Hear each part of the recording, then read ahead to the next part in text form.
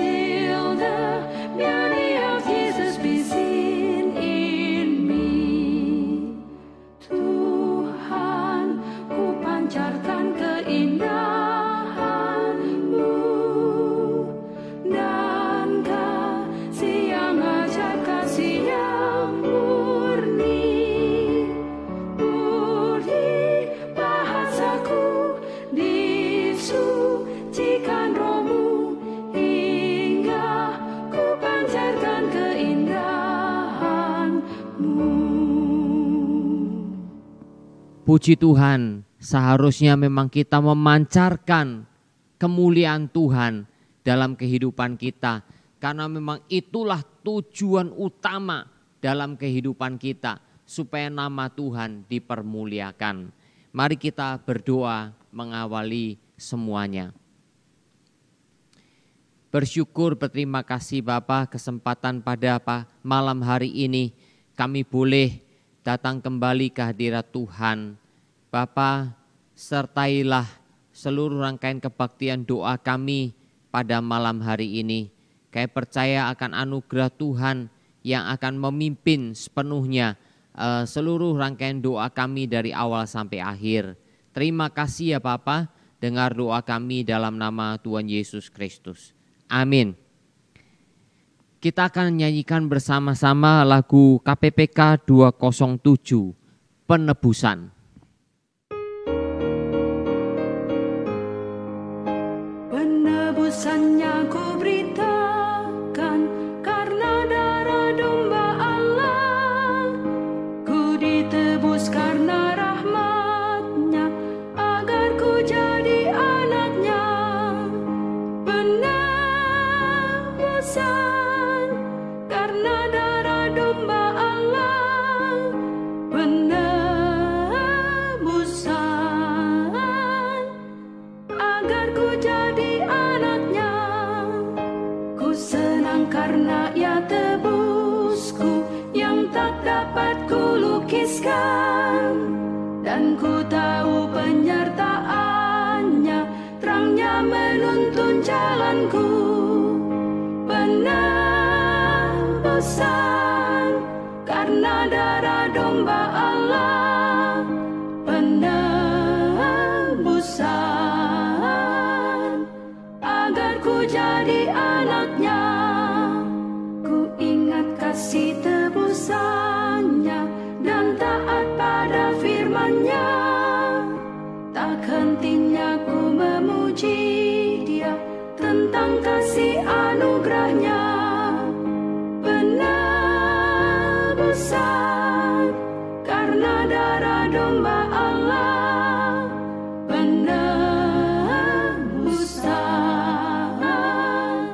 agar ku jadi anak-Nya. Penebusan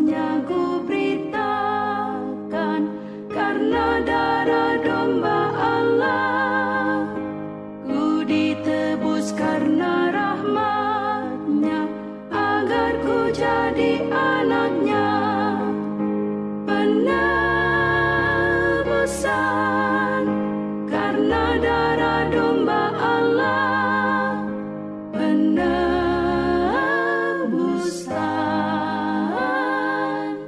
agar ku jadi anaknya. Saudara, kita bersyukur karena hidup kita telah ditebus oleh Tuhan, sehingga kita tidak perlu mengalami kematian yang kekal selama-lamanya. Dan Tuhan yang memberikan hidup itu bukan hanya sekedar hidup sewaktu di dunia, tetapi juga hidup yang kekal yang Dia berikan kepada kita. Biarlah lagu ini boleh memberikan satu kekuatan kerohanian bagi kita semua. Kiranya Tuhan menolong kita. Jemaat Tuhan, mari kita bersama-sama masuk dalam doa untuk merenungkan kebenaran firman Tuhan. Bapa, sertailah ketika firman Tuhan akan kami baca dan renungkan bersama. Kiranya Tuhan Sri yang menolong hamba-Mu, menyertai juga seluruh jemaat-Mu sehingga kami boleh mengerti kebenaran firman dengan diterangi oleh Roh Kudus di dalam diri kami semua. Dengar doa kami Bapa, dalam nama Tuhan Yesus Kristus. Amin. Kita akan membaca bersama-sama Keluaran 20 ayatnya yang ke-13. Keluaran 20 ayatnya yang ke-13. Demikian firman Tuhan. Jangan membunuh. Sekali lagi, jangan membunuh. Jemaat yang dikasihi Tuhan, perintah ke-6 dari 10 hukum Taurat, 10 hukum Tuhan sangat jelas sekali. Jangan membunuh. Saudara yang dikasihi oleh Tuhan, kata-kata ini memang sangat singkat. Perintah ini memang sangat singkat. Perintah ini sangat tegas di dalamnya. Singkat karena memang begitu jelas. Jangan membunuh. Ya. Singkat. Jadi pembunuhan tidak boleh dilakukan. Sekaligus tegas. Jangan membunuh. Jangan. Nah, saudara yang dikasihi oleh Tuhan, tetapi kita harus sadari bersama-sama perintah Tuhan ini ada dalam satu konteks yang harusnya kita pahami bersama-sama dari keseluruhan Alkitab. Nah, saudara, Alkitab menegaskan khususnya dalam Imamat pasal 19. Tuhan memberikan penjelasan yang panjang lebar di Imamat 19 kepada bangsa Israel untuk menghargai hidup yang Tuhan berikan. Sehingga diberi judul kudusnya hidup, sucinya hidup. Karena itu di situ dijelaskan begitu banyak sekali unsur-unsur bagaimana orang Israel menghargai hidup manusia yang sudah Tuhan berikan kepada mereka. Bahkan firman Tuhan nyatakan dengan sangat jelas sekali, kita tidak boleh membunuh sesama manusia karena manusia dicipta menurut gambar dan rupa Tuhan. Jadi saudara, Tuhan melarang, Tuhan memerintahkan tidak boleh membunuh manusia oleh karena manusia dicipta menurut gambar dan rupa Allah. Sehingga saudara dan saya harus menghargai hidup manusia itu sendiri. Saudara yang dikasihi oleh Tuhan, sekali lagi perintah ini tidak boleh kita ambil, kita comot dengan sembarangan, lalu kita terapkan sampai membabi buta tanpa satu pengertian apapun. Tidak boleh. Karena saudara, konteks jangan membunuh di dalam Alkitab dari perintah Tuhan ini memang ada di dalam seluruh catatan Alkitab. Nah saudara, mari kita akan lihat satu demi satu.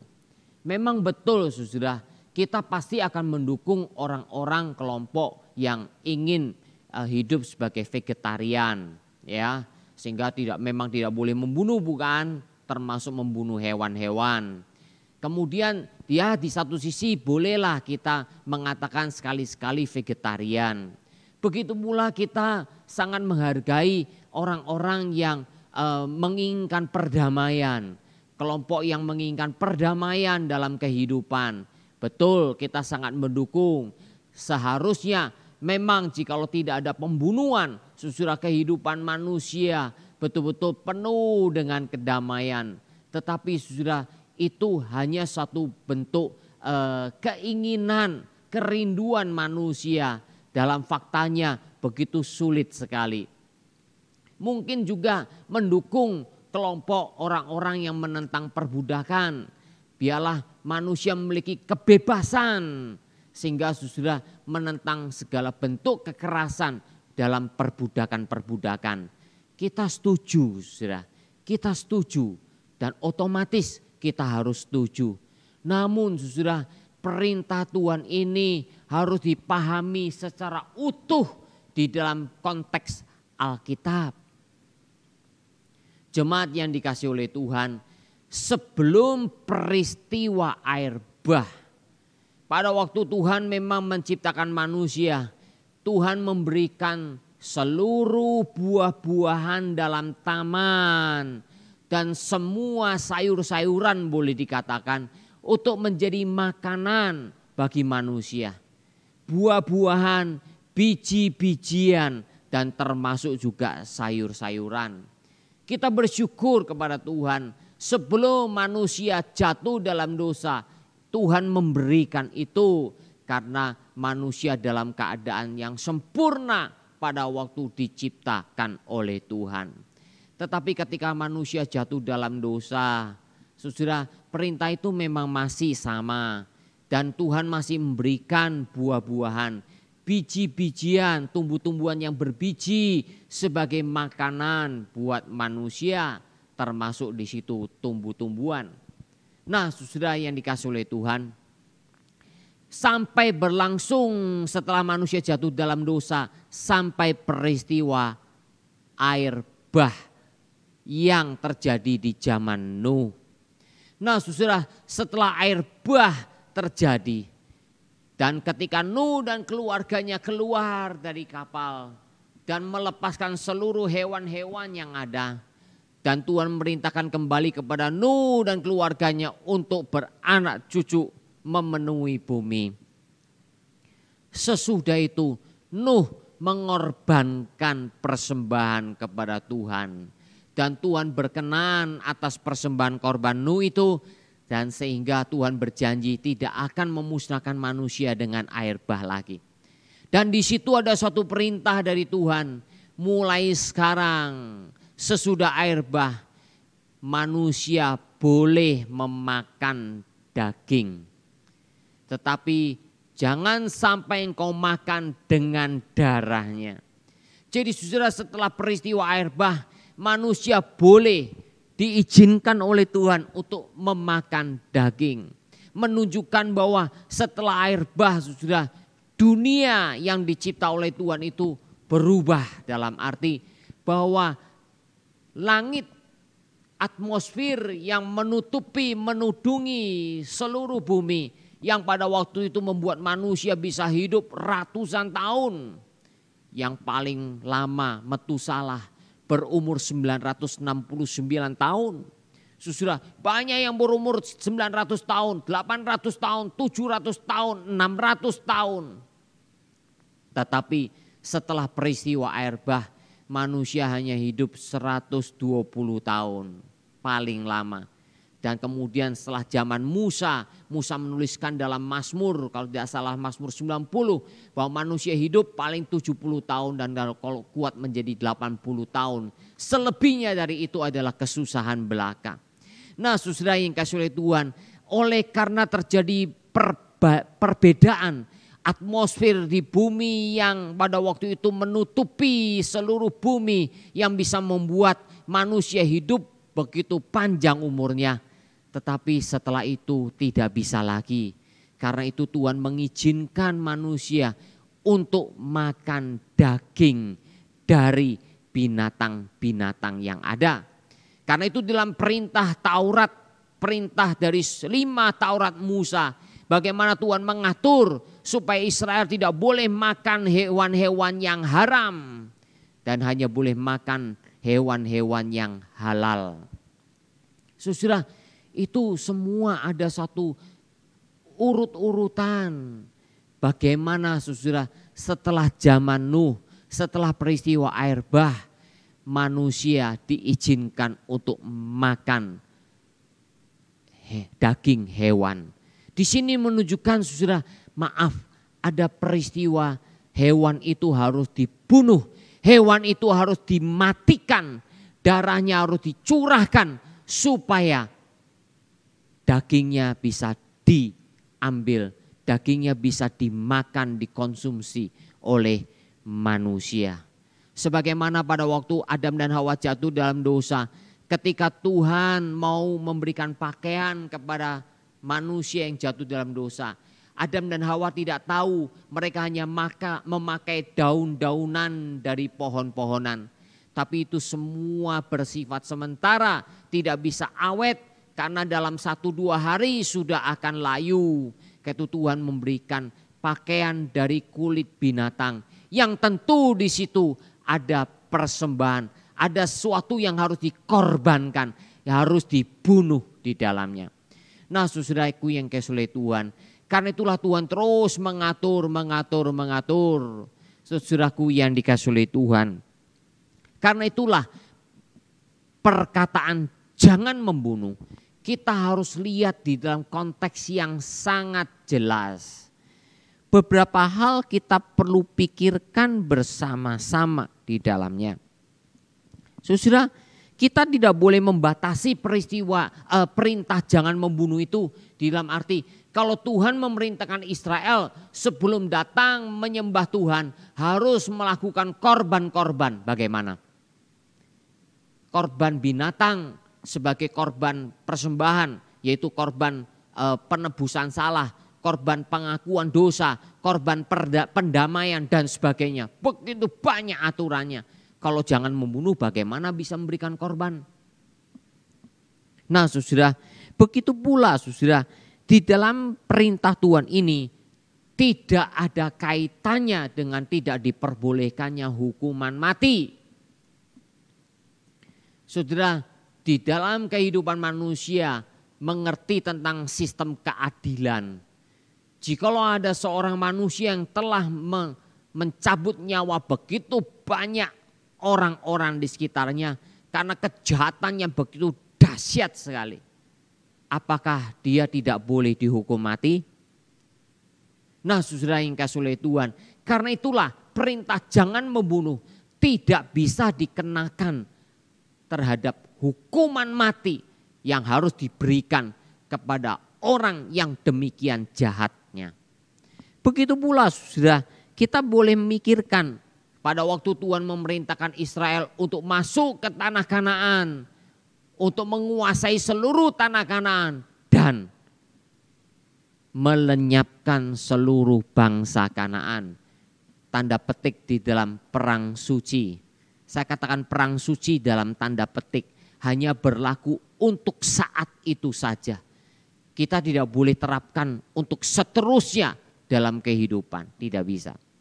Jadi saudaraku yang kasih oleh Tuhan, perintah Tuhan ini bagaimanapun ada suatu pembatasan di dalamnya.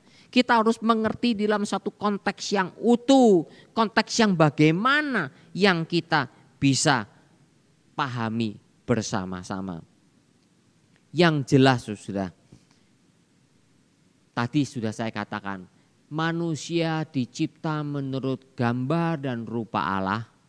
Maka saudara dan saya harus menghargai hidup yang Tuhan berikan kepada manusia.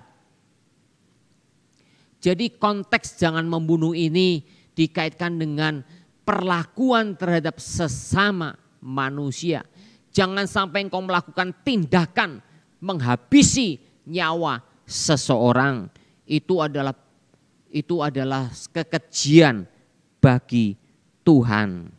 Namun di sini bukan berarti saudara hukuman mati tidak boleh diberikan kepada orang yang begitu jahat adanya. Yang kalau tidak dikerjakan setelah melakukan begitu banyak kejahatan membunuh sesamanya. Saudara, kalau terus dibiarkan maka orang tersebut bisa melakukan pembunuhan berikutnya.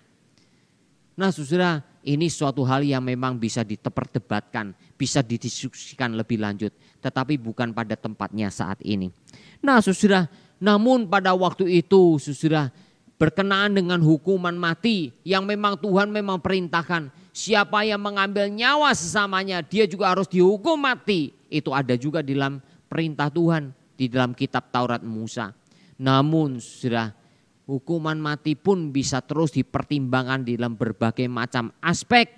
Karena pembunuhan pertama, Kain membunuh Habil, yang seharusnya harus dibalaskan, Kain pun dibunuh. Tetapi Tuhan melakukan pengampunan kepada Kain. Jadi saudara, Tuhan pun ada meringankan hukuman terhadap Kain pada waktu itu.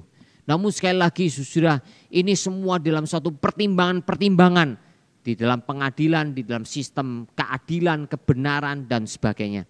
Nah saudara yang kasih oleh Tuhan, itu poin yang pertama, bahwa kita tidak boleh membunuh oleh karena kita menghargai manusia yang dicipta menurut gambar dan rupa Allah. Yang kedua saudara, berkenaan juga dengan janin, yaitu bayi-bayi yang masih ada di dalam kandungan ibunya.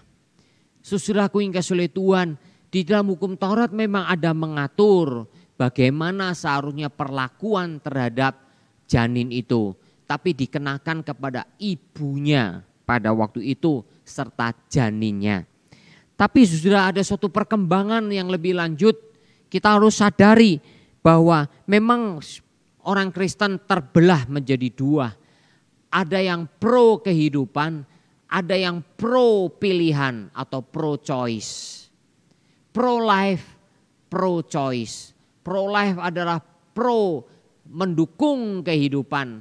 Pro choice adalah mendukung pilihan. Ini dikenakan kepada orang-orang yang berpandangan berkenaan dengan aborsi. Saudara, bagi orang Kristen kebanyakan memang kita semua akan menghargai, kita akan berpegang pada pro-life, mendukung kehidupan. Janin itu,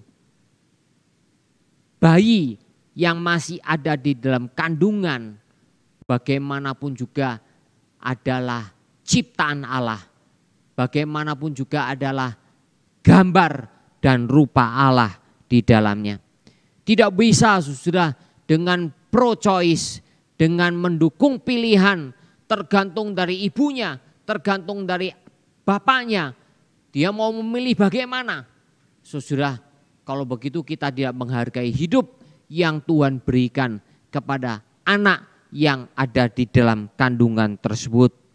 Nah saudara, jelas sekali di sini saudara dan saya harus betul-betul memahaminya dengan setepat-tepatnya. Kita menolak aborsi, kita menolak perlakuan terhadap bayi-bayi dalam kandungan yang telah dilakukan oleh banyak orang dengan alasan pro-choice, dengan alasan hak asasi dari orang tua. Tapi bagaimana dengan hak asasi dari sang anak yang masih ada dalam kandungan tersebut? Saudara, walaupun di dalam pemahaman ini kita harus tetap berhati-hati. Kita tetap harus memahaminya dengan tepat, berkenaan dengan kalau sang ibu di dalam kandungan itu terjadi satu komplikasi yang berat. atas kandungannya, atas bayi yang ada di dalam kandungannya. Nah, itu harus menjadi satu diskusi yang sungguh-sungguh dari pihak kedokteran, dari pihak medis, dan dari pihak orang tua. Bagaimana nantinya memperlakukan janin tersebut, memperlakukan sang anak tersebut. Saudaraku yang dikasihi oleh Tuhan, tapi tetap kita memiliki satu pendirian pro kehidupan, mendukung kehidupan. Kehidupan itulah yang harus dihargai di dalamnya. Ini yang kedua. Yang ketiga, saudara, berkenaan dengan perang, berkenaan dengan perdamaian, tapi juga berkenaan dengan perang. Saudara, dalam kenyataannya perang telah terjadi berulang-ulang kali disebabkan karena balas dendam, disebabkan karena mau mencaplok wilayah orang lain, mau menguasai kekayaan daerah lain dan sebagainya. Ataupun juga kekuasaan untuk lebih hebat. Nah, saudaraku yang dikasihi oleh Tuhan, kita tentu mendukung perdamaian. Kita tentu menginginkan setiap negara pada saat ini untuk betul-betul mendukung perdamaian. Nah, saudara, namun ada orang-orang yang beranggapan memegang pemahaman perang adil. Nah, saudara, perang yang adil memang perlu menjadi satu pertimbangan pula di dalamnya. Jikalau itu menyangkut kejahatan perang yang begitu luar biasa.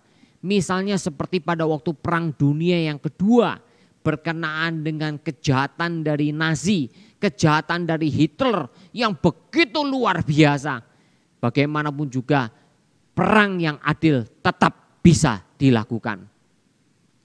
Karena Nazi, Hitler pada waktu itu telah membunuh banyak orang, telah melakukan tindakan kejahatan yang begitu luar biasa.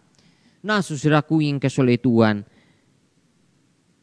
namun di dalam memahami perang yang adil, kita pun tetap harus berhati-hati. Kita tetap harus mengerti, memahami. Kita jikalau itu merupakan suatu tindakan, pilihan untuk mengakhiri perang tersebut sebagai satu bentuk keadilan seperti pada waktu Hitler atau Nazi pada waktu itu. Silakan ya. Saya sendiri juga termasuk setuju di dalamnya. Tetapi sudah di dalam penggunaan senjata pemusnah massal seperti pada waktu Perang Dunia Kedua untuk menghentikan kejahatan perang dari Jepang yang menyerang Amerika pada waktu itu, Amerika akhirnya menjatuhkan bom atom di Hiroshima dan Nagasaki yang akhirnya memusnahkan secara massal penduduk masyarakat sipil yang sebelumnya juga Jepang telah mengebom melewat pesawat-pesawatnya. Begitu pula dengan Nazi, Hitler mengebom dengan pesawat-pesawatnya.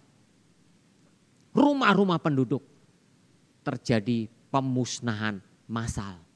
Saudara yang dikasihi oleh Tuhan, memang di dalam peristiwa bom atom ini bisa menjadi diskusi yang sangat seru sekali. Sekaligus pasti punya banyak pertentangan, perbedaan pendapat satu dengan yang lain. Tetapi yang jelas saudara, diusahakan betul-betul tidak boleh menggunakan senjata pemusnah massal yang sekarang ini semakin dahsyat. Bukan sekedar bom-bom yang diledakkan pada waktu itu dalam Perang Dunia Kedua yang telah membunuh ratusan ribu bahkan jutaan jiwa manusia. Disertai dengan gas-gas beracun. Apalagi disertai dengan bom atom.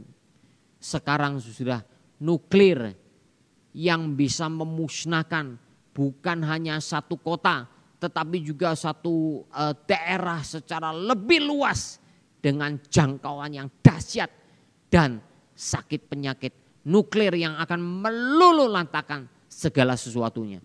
Saudaraku yang kasih oleh Tuhan. Sebab itulah di dalam pemahaman ini kita mengerti, kita memahami bahwa perdamaian itu adalah hal yang sangat-sangat perlu untuk ditegakkan.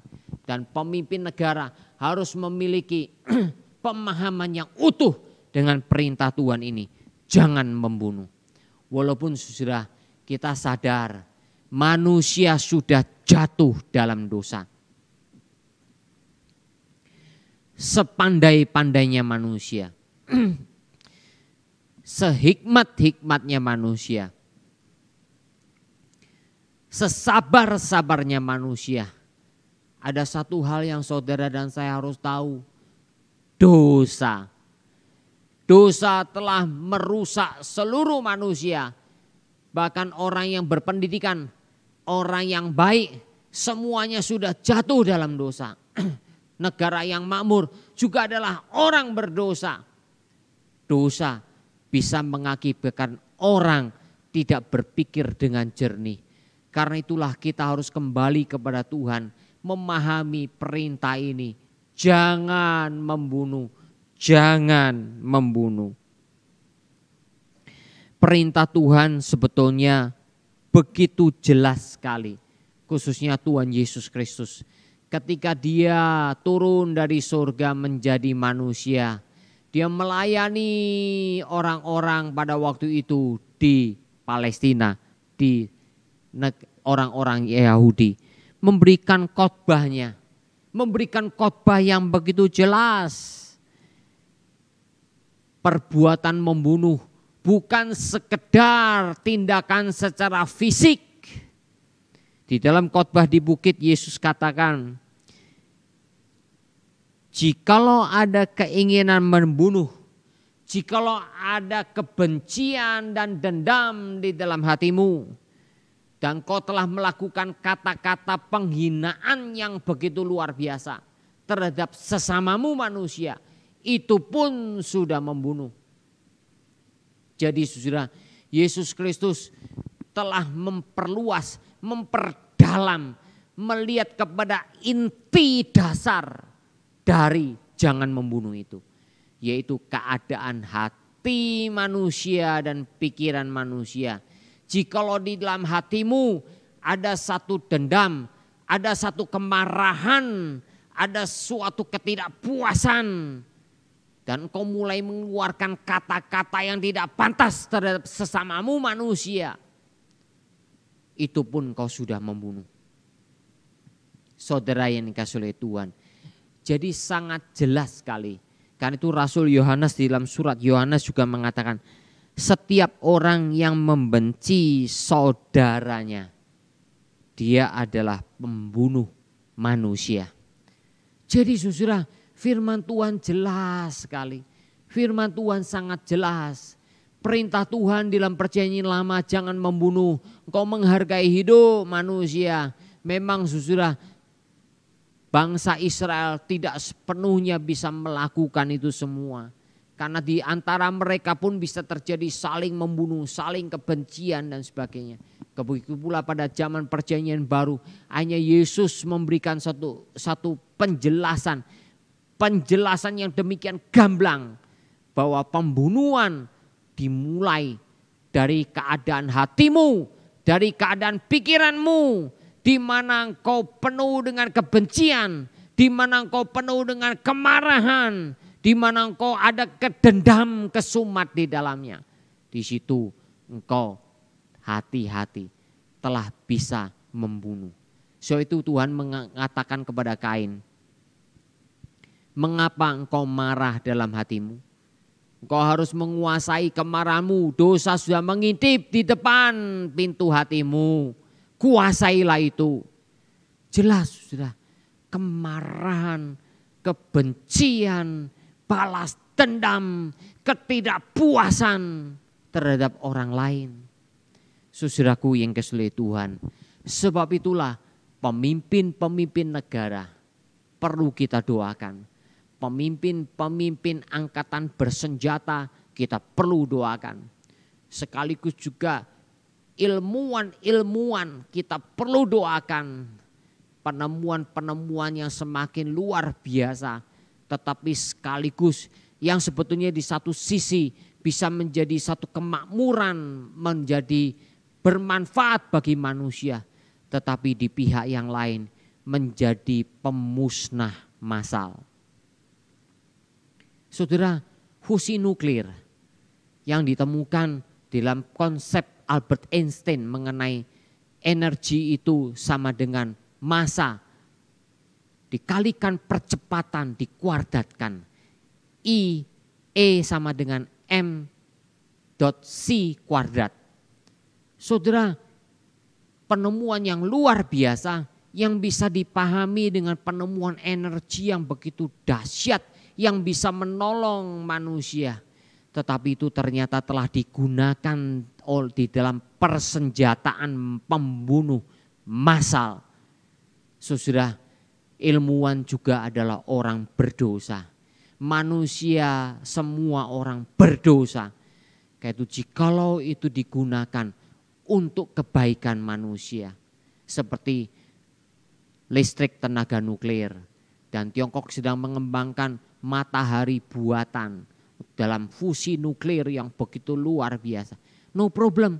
Tetapi ingat, ada satu bahaya di dalam diri manusia yang mengancam kelemahan manusia, dosa yang paling pokok adalah dosa manusia yang tidak takut akan Tuhan, yang hanya memikirkan dirinya sendiri. Saudara yang kasih oleh Tuhan, biarlah firman Tuhan ini mengingatkan kita sekalian bahwa perintah jangan membunuh ini adalah perintah yang sangat penting. Sangat penting. Namun juga kita pahami di dalam konsep yang utuh di dalam pengertian firman Tuhan. Kiranya Tuhan memberkati firman-Nya. Amin. Kita akan menyanyikan sebuah lagu KPPK nomor 295. Ku pancarkan keindahanmu.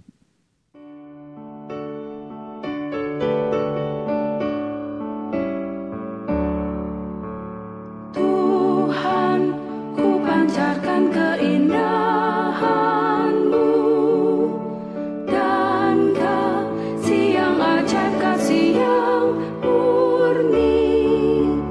Budi bahasaku disucikan Roh-Mu hingga ku pancarkan keindahan-Mu.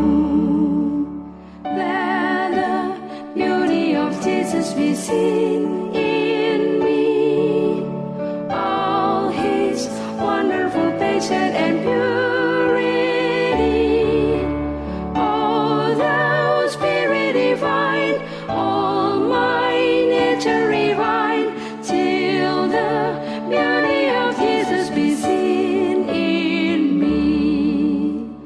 Tuhan, ku pancarkan keindahan-Mu dan kasih yang ajaib, kasih yang murni.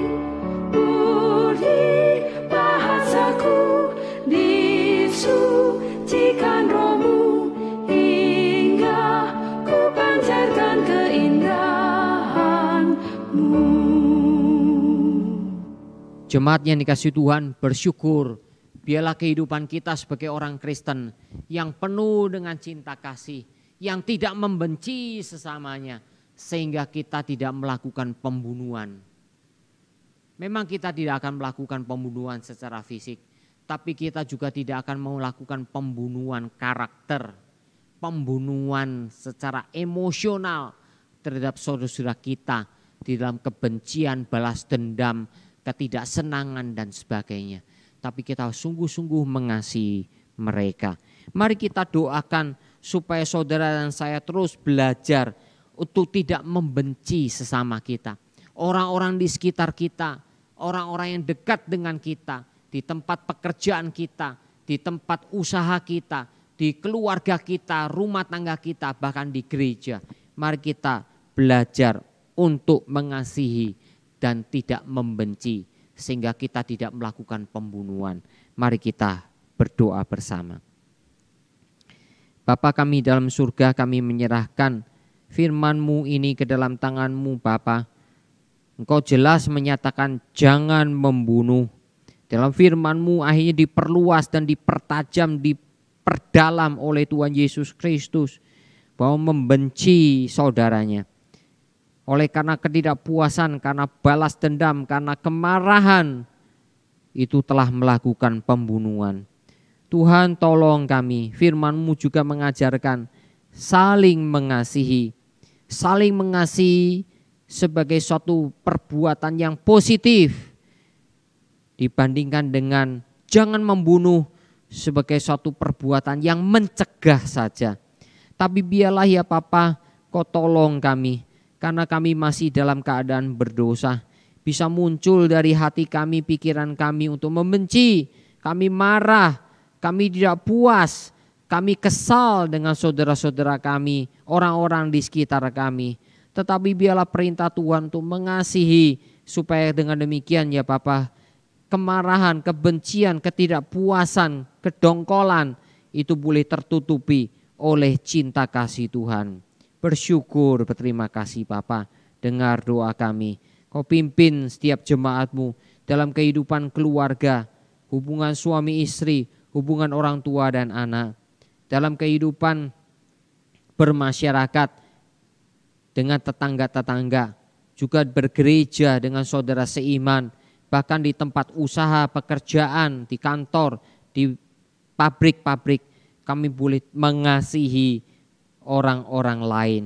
Terima kasih ya Bapa, dengar doa kami dalam nama Tuhan Yesus Kristus. Amin.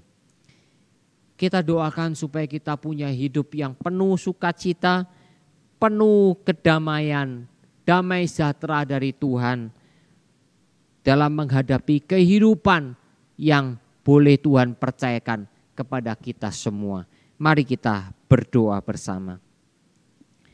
Bapa, limpahkanlah sukacita di dalam hati kami, damai sejahtera di dalam hati kami seperti yang Kau janjikan ya Bapa, supaya kami bisa menghadapi kehidupan ini, kehidupan yang senang ataupun susah, kehidupan yang sulit ataupun lancar, kehidupan yang dalam keadaan sehat ataupun sakit.